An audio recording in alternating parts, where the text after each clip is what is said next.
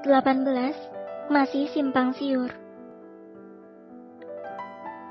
Maafkan saya, Bu Farah, saya hilaf. Dan saya juga minta maaf pada Pak Kel. Semuanya sudah berlalu. Jawab Lydia. Kali ini Farah mengangkat dagunya menatap Lydia dengan tatapan tajam. Wanita itu harus membuktikan bahwa Farah tidak suka jika ada wanita lain yang menggoda suaminya. Apalagi mengirim pesan malam-malam untuk mengutarakan isi hatinya. Mbak Lydia seharusnya punya rasa malu untuk mencintai suami saya. Bahkan masih terang-terangan mendatangi suami saya dan juga mengirim pesan malam-malam seperti itu. Saya nggak terima.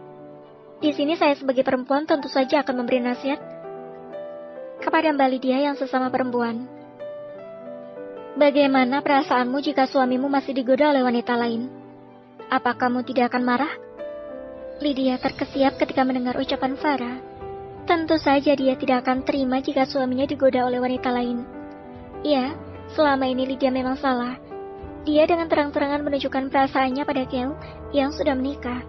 Meskipun seandainya Kel dan Farah tidak saling mencintai, tentu saja Lydia juga tidak sepantasnya untuk ikut campur ke dalam rumah tangga mereka. Lydia menunduk, meremas kedua tangannya yang kini sudah terasa basah oleh keringat dingin.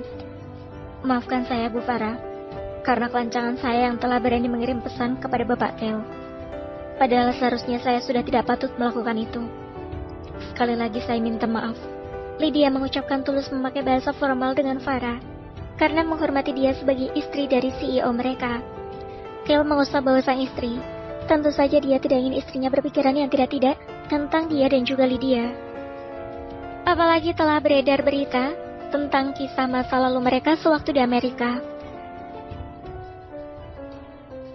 Baiklah Lydia, sebaiknya mulai sekarang kita harus menjaga jarak dan bersikap formal. Karena aku takut nanti pandangan para karyawan bisa membuatmu tidak nyaman. Karena sekarang aku juga sudah menikah. Dan hanya dengan Farah, wanita yang dekat denganku mulai sekarang. Dan seterusnya. Kel memang ingin menjaga jarak dengan sahabatnya itu. Jika dulu Kel masih bersikap biasa saja terhadapnya, karena menganggap wanita itu sahabatnya. Tapi sekarang, dia harus membangun perbatasan antara dirinya dan wanita tersebut. Baik Pak, saya mengerti. Kalau begitu saya permisi. Dan mudah-mudahan siapa orang yang menyebarkan foto itu bisa segera ketemu. Karena saya yakin bahwa Pak Kel dan Pak Dion akan segera bisa menangkap pelakunya.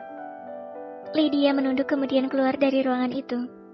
Dia pun sadar diri bahwa sekarang jarak dengan Kel sudah sangat jauh dan tidak mungkin akan tergapai. Sayang, kamu harus sabar ya. Dion sudah menghapus semua foto itu yang berada di semua grup dan dipastikan bahwa tidak ada lagi foto tersebut. Ucap Kel masih memeluk bahu Farah. Kok cuma Kel menarik bahu Farah untuk menghadap ke arahnya. Aku masih dalam mode cemburu, Mas. Kamu paham gak sih? Kel terkekeh melihat tingkah istrinya ini. Iya, paham sayang. Kel mencium pipi Farah yang membuat wanita itu membelalakan matanya. Mas, ada Pak Dion, malu. Gak apa-apa, anggap saja Dion tidak ada. Biarkan saja dia yang masih saja jomblo. Salah sendiri karena tidak mau mencari pasangan. Sindir Kel terhadap asistennya itu yang hanya ditanggapi dalaman oleh Dion. Sekali lagi Kel mencuri ciuman di pipi Farah. Gemes deh, pipi kamu kayak jambu air yang berwarna pink itu. Merona dan bikin kamu tambah manis. Ternyata suamiku pintar gombal ya. Pantas dulu juga sering ngegombalin cewek-cewek bule di Amerika sono.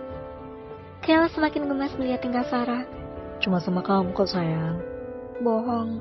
Sumpah, aku gak bisa gombal. Karena semuanya yang aku ungkapin ke kamu itu kenyataan. Kel menarik istrinya ke dalam pelukan. Dion yang masih setia berada di situ hanya bisa menjadi obat nyamuk. Karena hanya bisa dia menunggu nyamuk-nyamuk yang sedang kasmaran. Kel memijit pelipisnya yang terasa pusing. Dia baru saja akan melakukan pekerjaannya, tetapi tiba-tiba ada kabar yang sangat tidak mengenakan beredar lagi di kantor. Sebenarnya siapa yang melakukan semua itu? Dan untuk apa?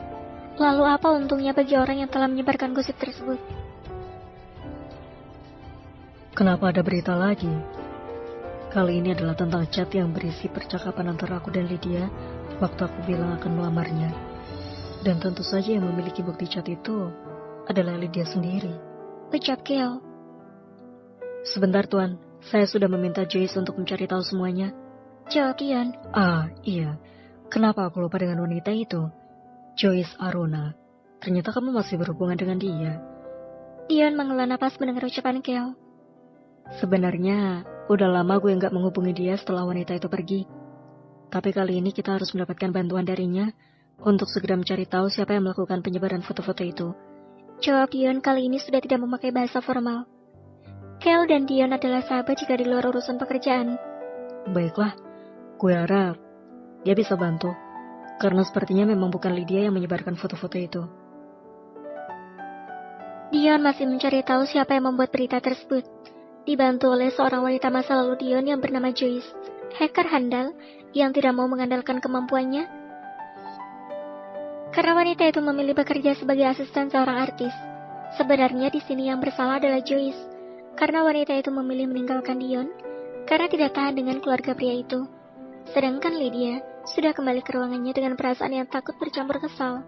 Sungguh, meskipun dia masih mencintai Kale, tetapi Lydia tidak menginginkan berita seperti ini menyebar di kantor.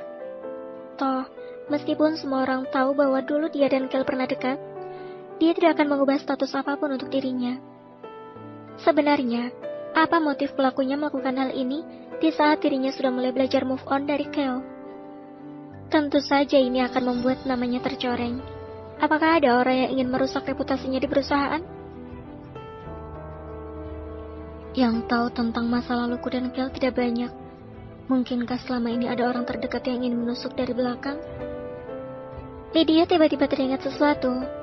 Dia memang pernah menceritakan kisah masa lalunya di saat di Amerika kepada salah satu temannya. Tapi masa iya dia berani melakukan semua ini? Mana mungkin dia menyebarkan berita ini? Tapi dari mana dia mendapatkan foto-foto itu? Padahal itu semua sudah kuhapus lama. Farah sudah kembali ke meja resepsionis. Yuni melihat sahabatnya dengan tatapan yang sulit diartikan. Gimana? Kok malah senyum-senyum? Tanya Yuni. Rahasia mbak. Farah tersenyum malu. Wah, nggak bener nih. Jangan-jangan kamu sama Pak Kel begituan di kantor ya?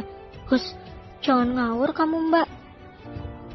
Ya nggak apa-apa sih kalian begituan. Secara kan masih pengantin baru. Yuni terkikik. Wanita itu suka sekali menggoda pengantin baru tersebut. Bersambung.